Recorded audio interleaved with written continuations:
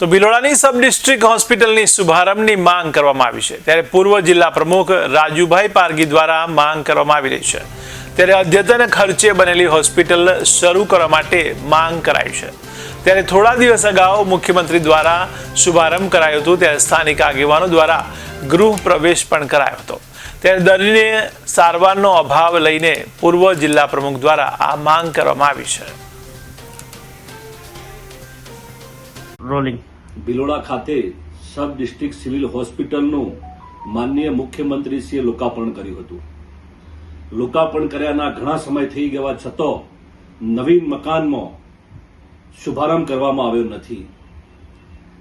ભિલોડાના શામળાજી અને રાજસ્થાનની સરહદથી આવતા ગરીબ દર્દીઓને અહીંયા જ્યારે સારવાર કરવામાં આવે છે ત્યારે ખૂબ તકલીફ વેઠવી પડતી હોય છે।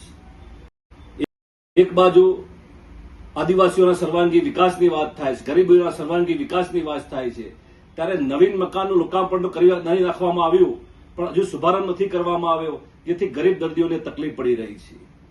ભિલોડા કોટેજની હોસ્પિટલની અંદર પણ પૂરતા સ્ટાફની અછત છે।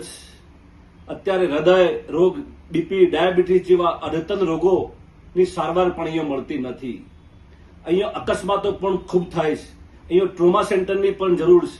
અવારનવાર ટ્રોમા સેન્ટરની માંગણી કરી હોવા છતાં ટ્રોમા સેન્ટર પણ બનાવવામાં આવતો નથી। આ વિસ્તાર આદિજાતિ વિસ્તાર છે। આ ભિલોડા સબ હોસ્પિટલની વાત કરવામાં આવી, તેનું નામકરણ પણ બિરસા મુંડા નામ આપવાની વાત પણ કરવામાં આવી હતી, પણ આ સરકારે અમારા બિરસા મુંડાનું પણ અપમાન કર્યું છે।